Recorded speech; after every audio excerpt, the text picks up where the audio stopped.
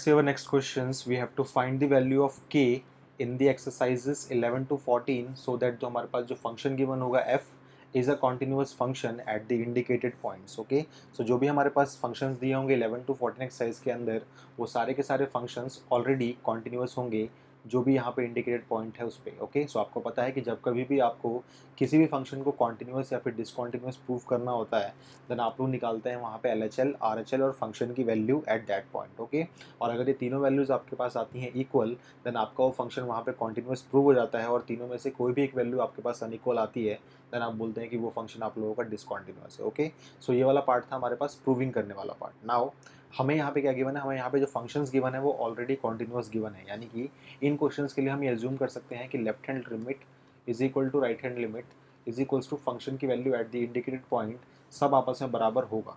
Okay, because ये functions आप लोगों को ऑलरेडी कॉन्टिन्यूस गिवन है. ओके, सो हम लोग ये मान के चलेंगे कि तीनों वैल्यूज हमारे पास बराबर है एंड देन हम लोग वहाँ से जो भी यहाँ पे अननोन वेरिएबल होगा लेट्स से के है यहाँ पे तो उसकी वैल्यू को हम लोग फाइंड करेंगे. ओके, सो ध्यान से देखिए आपके पास फंक्शन है f x equals to 3x-8 जब एक्स आपका लेस देन इक्वल्स टू 5 है और फंक्शन है आपका 2k जब आपका x ग्रेटर देन 5 है और आपको ये फंक्शन कॉन्टिन्यूस दिया हुआ है x इक्वल्स टू 5 पे. ओके, सबसे पहले हम यहाँ पे बना लेंगे अपने रियल लाइन को और देखेंगे कि ये फंक्शन कैसे बिहेव कर रहा है हमारे लिए. ओके, सो आपको दिख रहा है ब्रेकिंग पॉइंट है आपके पास 5.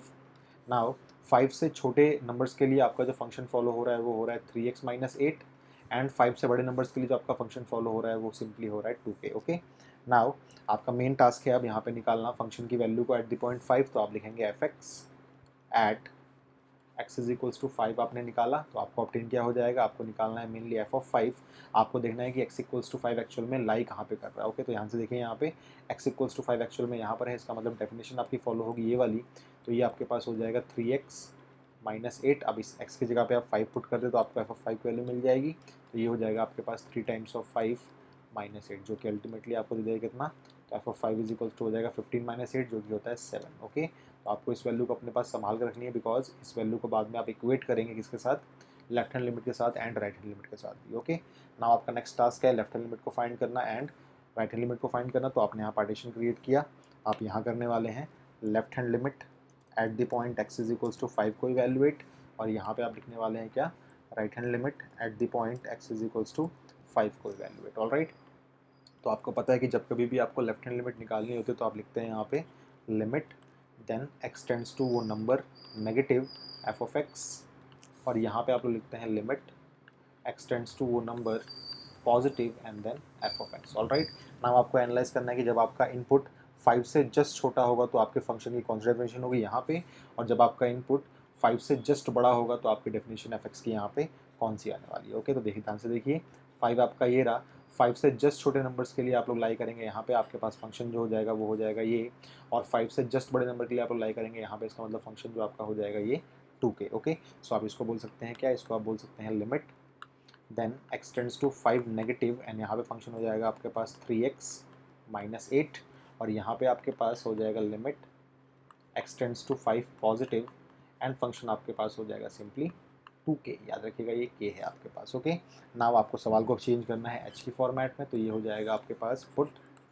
ध्यान रखिएगा आप लोग इन सवालों को विदाउट h में भी कन्वर्ट करके भी कर सकते हैं. ओके, बट सीबीएसई के जितने भी हमने पेपर्स देखे उन सब में हमने पाया कि सारे के सारे सवालों को उन लोगों ने h वाले मेथड से ही किया है. ओके, सो आप करेंगे यहाँ पे put x is equals to a आपके पास है 5, LHL निकालना है तो माइनस h कर देंगे हम यहाँ पे where h is what, h is some small positive number. Okay, याद रखिएगा इस बात को. आपको पता है कि व्हेन x टेंड्स टू आपके पास होगा 5 देन आपको चेक करना है कि h टेंड्स टू क्या हो जाएगा. तो मैंने आपको सिखाया था ये हमेशा टेंड्स टू 0 ही होता है. अगर आपको देखना भी तो आप देख सकते हैं यहाँ पे आप x की वैल्यू को 5 यहाँ पुट करके देखिए h की वैल्यू आपको क्या मिले, तो आपको 0 ही मिलेगी. सिमिलरली आप यहाँ पुट कर देंगे क्या, आप पुट कर देंगे x is equals to a यानी कि 5 and then plus h where h is some small positive number.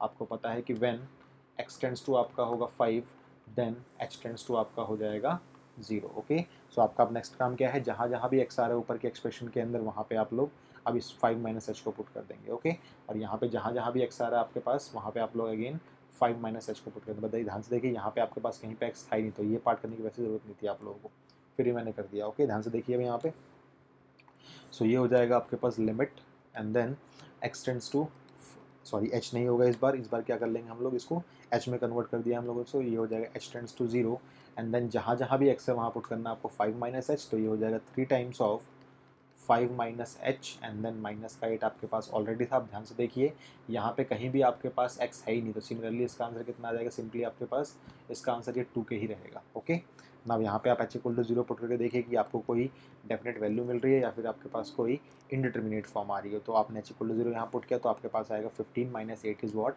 7। Okay, तो LHL आपके पास आ चुका है, RHL भी आपके पास आ चुका है और फंक्शन की वैल्यू भी आपके पास आ चुकी है। याद रखिएगा इस सवाल में आपको कॉन्टिन्यूटी को चेक नहीं करना है, इस सवाल में फंक्शन ऑलरेडी कॉन्टिन्यूस दे रखा है एट x इक्वल्स टू 5। तो आपको क्या करना है, आपको लिखना है यहाँ पे कि सिंस जो आपका फंक्शन था fx is continuous at x is equals to 5, ये हमें दिया हुआ है। ओके, देयरफॉर क्या हो जाएगा, देयरफॉर आप कह सकते हैं कि LHL is equals to RHL is equals to function की वैल्यू एट 5 तीनों बराबर होनी चाहिए। Okay, so this implies that what, आपके पास LHL आया है 7, आपके पास RHL आया है 2k और आपके पास फंक्शन की वैल्यू आई थी 7। ओके, सो इसको ऑब्जर्व करने के बाद आपने पाया कि 2k इज इक्वल्स टू आप 7 बोल सकते हैं और this implies that k is equals to आपके पास 7/2 आ सकता है। ओके, सो ये हमारे पास k का रिक्वायर्ड आंसर है जो बोल रहा है कि 7/2 अगर k हमारा होगा तो ही ये फंक्शन हमारा कॉन्टिन्यूस हो पाएगा। ठीक है, तो ये फंक्शन आपको कॉन्टिन्यूस दिया हुआ था, तो आप लोगों ने यहाँ से k की वैल्यू को फाइंड कर लिया कुछ इस तरीके से। याद रखिएगा जब कभी भी आप लोगों को कोई फंक्शन कॉन्टिन्यूस ऑलरेडी दिया हुआ हो, इट मीन्स आप लोगों को निकालना होता है LHL, आपको निकालना होता है RHL, आपको निकालना होता है फंक्शन की value at that point and तीनों को आपस में इक्वल इक्वेट करना होता है। यहाँ पे आपको चेक नहीं करना होता, यहाँ पे आप लोगों को तीनों को इक्वेट करना होता है। ओके, सो ये इस क्वेश्चन का रिक्वायर्ड सॉल्यूशन है, इसको प्लीज़ आप लोग एनालाइज करें।